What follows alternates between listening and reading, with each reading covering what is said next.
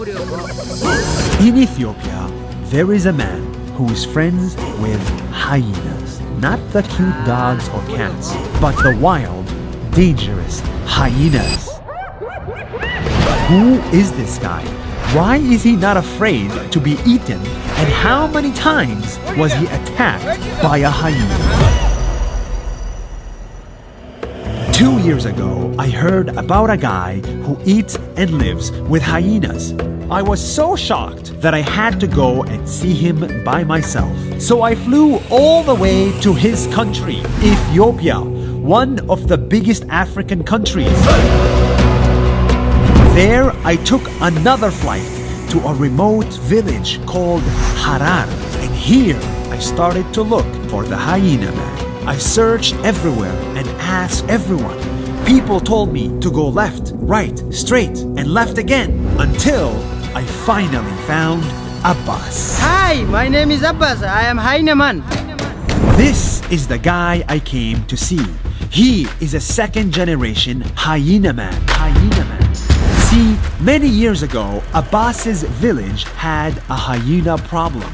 These animals attacked humans and killed their animals. And as a form of defense, the villagers attacked the hyenas back. This went on for so many years until one day, Abbas's dad came up with a plan. Instead of killing the hyenas, he wanted to feed them and become friendly with them. He fed them night after night after night after night until one day he and his son Abbas became friends with the hyenas. There are my friends. So now, decades later, every morning Abbas still goes to the food market to buy his friends' meat. I buy them food. Then he goes home and waits until the sun sets, because that is when hyenas go out to eat. Oh my god, hyenas. Hello! Hyenas! Look, you can see their eyes far away. In the darkness of the night, Abbas sits and waits for his friends to show up. Slowly but surely, they come out and eat with Abbas. The hyenas trust him so much, they even let him play with their cubs, and he has names for each one of them. Sabona, Sabuntu, Ayantu, Ayansa. Soon enough, things began to change. The hyenas stopped attacking the village and killing their animals. Now, some of them even help the village by feeding on their trash.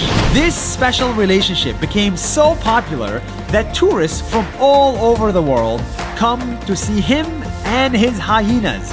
It is a sight you will not see anywhere else. Wow, he's gonna scratch my back. Ilili. I mean, you never know, but they're just eating. They just wanted snacks, not a me. Oh my god. Yes. Oh my god. Oh my god. I was too scared to touch the hyenas, but I was inspired. If more people treated animals with love and respect like Abbas does, then we can build a much better world for humans and animals alike.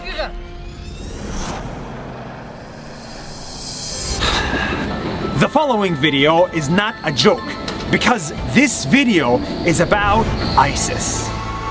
See, last year I heard about a city that was attacked by ISIS. I was in the area, so I went up close to see it.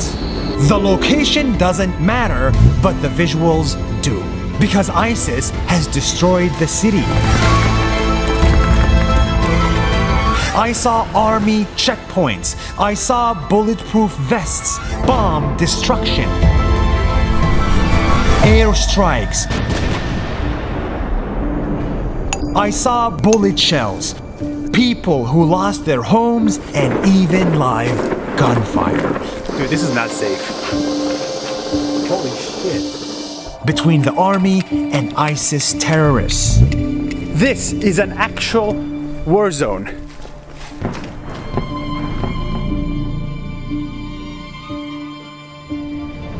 You may think all of this happened in Syria or Iraq or the Middle East where ISIS started, but it didn't. This happened 5,000 miles away in a small town in southern Philippines called Marawi. And that's what shocked me the most. It wasn't the destruction, it was the reach of ISIS. How did they get so far? How did they destroy this peaceful village? Then I realized ISIS is not a person. It's an ideology. Anyone can have it anywhere. Here, here, here, or here. It may even be your neighbor. That's why killing a terrorist is easy, but killing an ideology is hard. And I think that's exactly what the locals were trying to do. 5 miles away from the destruction, I saw a university that was open. Education, they said, is the best way to kill an ideology. We are going to open our classes by August 21 because we are very confident that we are in a peaceful situation. Women and men attended university even when bombs were falling in the background. Everyone disapproved of ISIS. Everyone wanted the war to end. And they did. 5 months later, the Philippines Army, with the help of the US Army, was able to liberate the city. This unique experience I do not recommend or wish to anyone, but it was a learning experience. It taught me that extremism is not just ISIS and not just Muslims.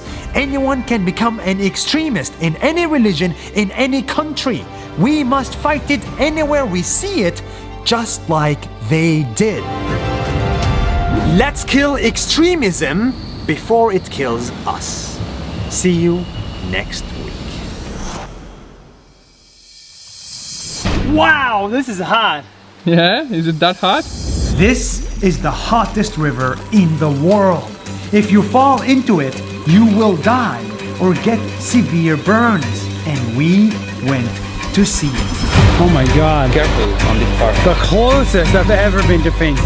I kid you not, this is degree burn. This is the full story of the boiling river of the Amazon.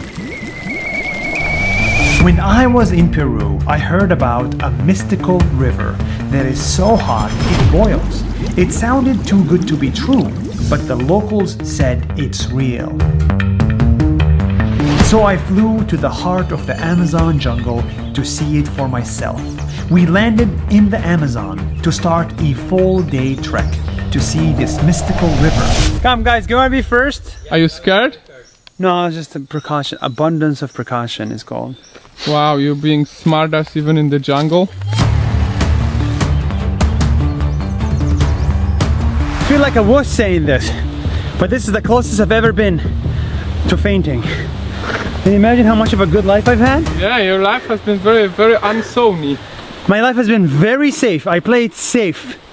Safe and steady wins the race. We took a boat and headed north. As we got closer, nature started to change. The river went from cold to warm. Wow, it's getting hotter. Dude, you should have seen it. It was really cold outside. And the water Really cold. And within a split second, it became super hot. In fact, it was so warm, it made for a perfect jacuzzi. That's how we knew we were on the right direction. But as we continued, we started seeing animals in the water that were boiled alive. Guys, look, this snake died because it fell in the boiling river. Insane. The water is too hot. Hola. Beautiful snake. R.I.P. So we knew we had to be careful. If we fall in this water, we're what's for dinner? That's too real. It's too real. Aline for dinner. Nom, nom, nom. We kept going and took a shortcut through the jungle and saw plants that only existed in the Amazon. It felt like a whole new planet. This is not easy. Why is it not easy, Aline? It's really, really hot, really, really high, and really, really hot again. And the smoke makes you faint. The steam. The It's steam. like a giant outdoor sauna, but there's no escape. Yeah. Exactly what she said. That's how we knew we arrived at our destination, the boiling river of the Amazon. At the core, the river temperature was 93 Celsius. It is so hot that you can make tea just from the river water. It is so hot you can boil an egg inside of it and eat it for breakfast. It is so hot, when I got close to it, I almost fainted. The closest I've ever been to fainting. Woo! Feels good. This isn't a volcano. This is even more unique. It's water that comes from the bottom of Earth. Geothermal heating. 100% natural, 100% amazing. Wow, this is hot. Yeah? Is it that hot? Bro, I kid you not, this is like... Oh, if you kid me not, I believe. Trust me, try it. It's I believe amazing. you. I believe you. Try I it. touched water in my life. Go, try it. Wow. Try it, try it, try it. You must. It's part of the job. Oh wow! Woo! It's proper heat. It's insane. The locals find this river holy and use it for spiritual healing. They take care of it and make sure it's protected land. The world's hottest river can kill you if you get too close to it. But if you treat it nicely and carefully like the locals do, this river can be your best friend.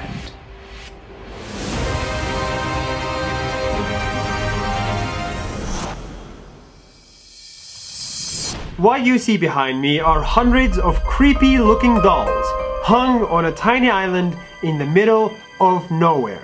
The dolls look scary, and how they got here is even scarier. 50 years ago, the caretaker of this island, Julian, found a dead girl floating on these rivers. No one knew why. Later, he found her doll in the same spot, so he hung it on a tree out of respect. But the spirit of the girl kept haunting him. Voices of a little girl were heard all across this island. So he appeased her spirit with more and more dolls. Now, the island has hundreds of them.